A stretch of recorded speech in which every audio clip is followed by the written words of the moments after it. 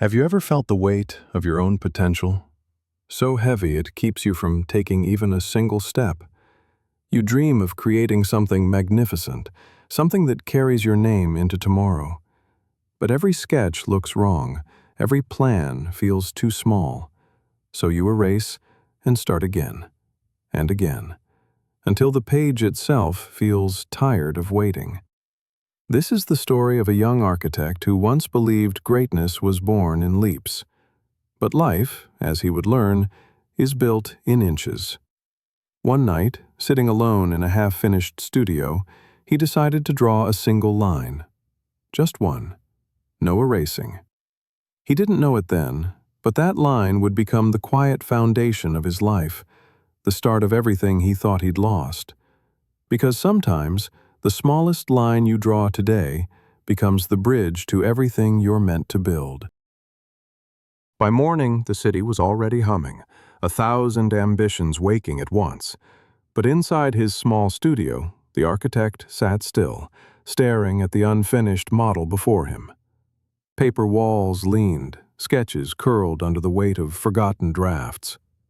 He had spent years chasing perfection, yet all he had to show was dust. He once believed talent was a flame. Either you had it or you didn't. When he was hired by a prestigious firm right out of school, he thought he'd arrived.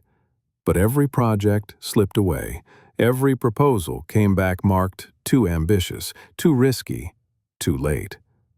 And slowly, he stopped believing that good enough could ever belong to him. Each morning, he'd pour coffee, sit by the window, and wait for inspiration, like a storm that never came.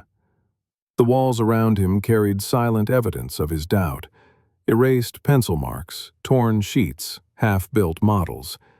He'd begun calling it the cemetery of my ideas. One evening, after another rejection email, he visited the firm's rooftop alone. The city lights spread beneath him, symmetrical, flawless, alive.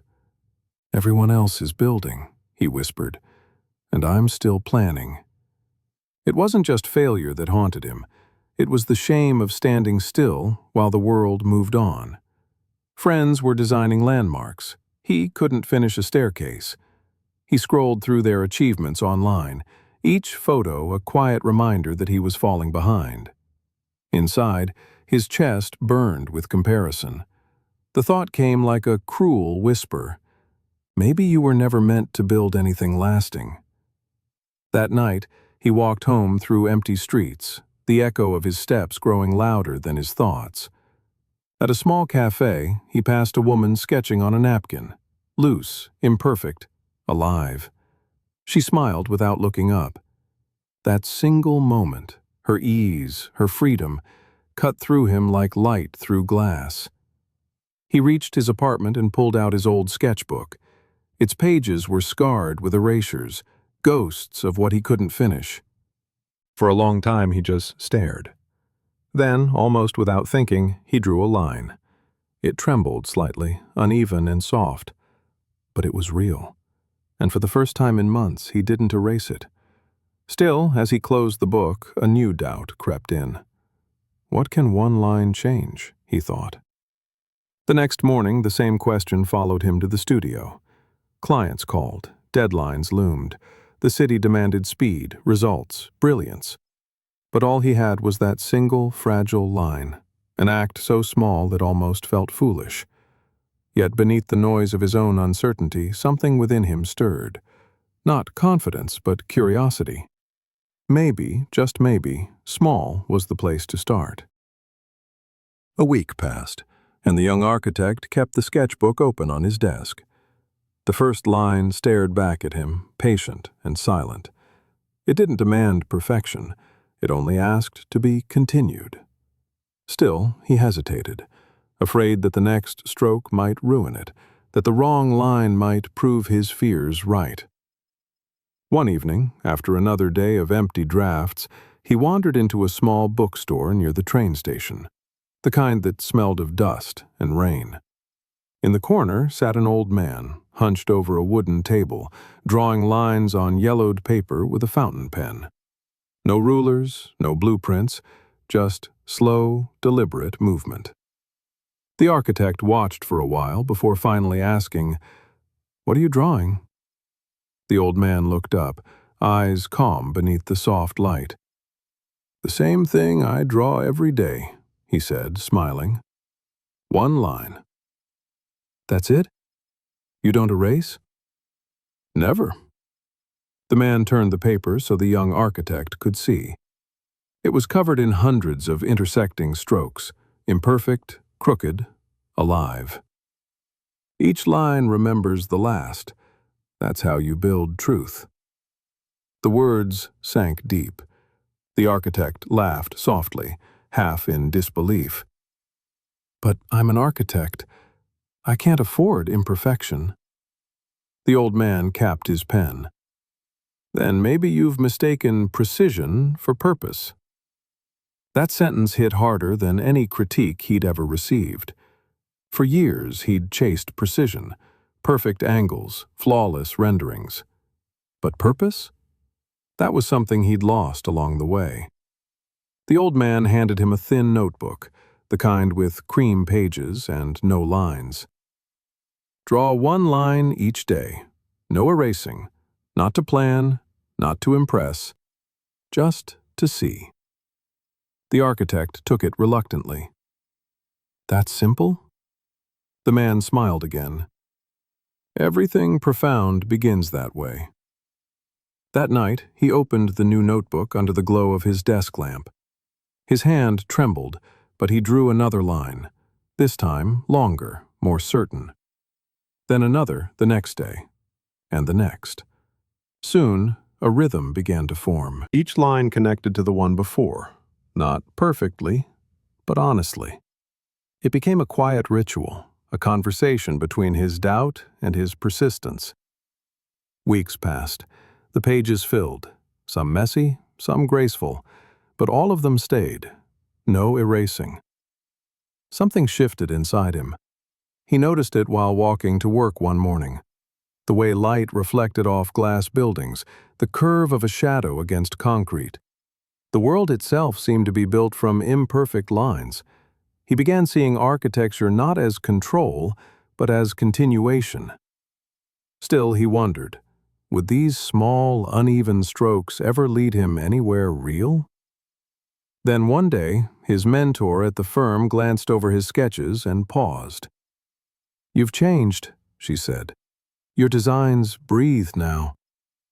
The architect looked down at his notebook, where a single phrase was written beneath the last drawing. One line a day, no erasing. He finally understood. The line wasn't just about drawing. It was about becoming. The change didn't arrive with fireworks. It came quietly, in the way his mornings began to feel different. He no longer woke with dread, but with a small sense of direction. The desk that once held half-finished drafts now carried his notebook, open to a page waiting for one more line. He stopped waiting for inspiration to strike.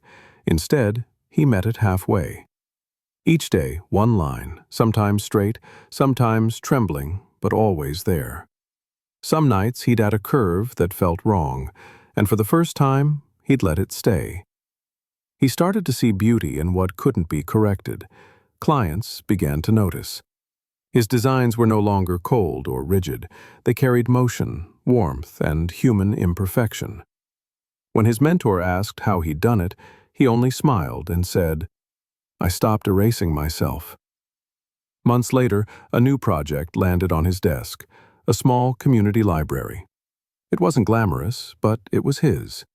He began the design the same way he began every day. One line, then another, then another. Each line informed the next, shaping walls that invited light, corners that felt like comfort. When construction began, he visited the site daily. He'd trace his finger along the concrete beams, remembering their first fragile appearance in his sketchbook. One of the workers said, "You draw like you trust the process." He laughed softly. "I do now." The building stood finished by spring, not perfect, but alive. And as he watched the doors open for the first visitors, he realized something profound. The masterpiece had never been the building. It was the person who learned to build, one line, one day at a time. We live in a world that celebrates speed. Promotions, algorithms, overnight success. But the story of the young architect reminds us that growth is not a race, it's a rhythm. For years he believed greatness belonged to those who moved fast, the visionaries, the prodigies, the ones who never paused to doubt. But what he learned through that simple act of drawing one line a day is that mastery begins in stillness. In the small, consistent gestures that seem invisible until one day they're everything. The architect's one line became more than a creative exercise. It was a mirror for life itself. Because whether you're building a career, a relationship, or a sense of self, the same truth applies. Progress is found in motion, not perfection. When you erase too often, you stop seeing who you are. You trade authenticity for appearance. But when you allow the imperfect line to stay, you make space for truth. And truth is the only foundation that lasts. Think about how many dreams have died in the name of perfection. People wait for the perfect idea, the perfect partner, the perfect timing. They tell themselves, "I'll start when I'm ready," not realizing that readiness is born in the doing. The architect didn't find confidence first. He built it, one uncertain stroke at a time. And here's the quiet magic of small steps. They multiply. The same architect who couldn't finish a staircase ended up designing a library that now holds hundreds of others' dreams. That transformation didn't come from genius. It came from humility, the willingness to begin small and stay consistent. In a sense, his mentor was right. Each line remembers the last. The same is true for our choices. Every small act of courage you take today, writing a paragraph, forgiving someone, standing up for your worth, becomes a line in the blueprint of your life. You may not see the pattern yet, but time will reveal it. The modern world tempts us with shortcuts, apps that promise instant mastery, courses that guarantee transformation in 7 days. But what if the real art of becoming lies in the opposite direction, in slowing down, in building something invisible but steady within? The story of one line a day, no erasing, invites us to reimagine success not as a grand moment of arrival, but as a series of small, honest moments of effort. The architect didn't wake up one morning changed. He became different because he kept showing up when no one was watching. It's the same principle that guides nature. Trees don't grow by force. Rivers don't rush to the ocean, and yet they get there, always. There's wisdom in their patience. So ask yourself, where in your life have you been erasing too much? Maybe it's in your work, waiting for the perfect proposal before you share your idea. Maybe it's in love, holding back because you fear being seen imperfectly. Maybe it's in your relationship with yourself, hiding the parts you think no one could understand. Whatever it is, try this. Tomorrow morning, begin with one line. One small action towards something that matters. Don't aim for flawless, aim for honest. Because the most powerful transformations rarely announce themselves. They begin quietly, with someone, somewhere, choosing to continue. In a world obsessed with finished products, be the architect who still believes in foundations. And remember, every masterpiece was once a single, trembling line that refused to be erased. So here's the question only you can answer. What's your one line? Maybe it's a project you've been afraid to start, a letter you've postponed writing, a truth you've been too cautious to speak. Whatever it is, begin. Don't wait for perfect conditions. Don't wait to feel ready. Just draw your first line. Because every step, no matter how small, carries a sacred power. The power to reshape who you are becoming. The architect found his life again, not in brilliance, but in the quiet repetition of effort. And so will you. Tomorrow morning, before the noise begins, take 5 minutes. Write, draw, move, build, something small, something honest. 1 line a day, no erasing. Then let the days stack, let the rhythm return. Let the story unfold not by force, but by faith. Because the person who keeps going, imperfect, unhurried, unashamed, is already building something extraordinary. If this story found you at the right time, tell me what your first line will be in the comments below. And if you believe the world needs more stories like this, like, share, and subscribe. Your next line begins now.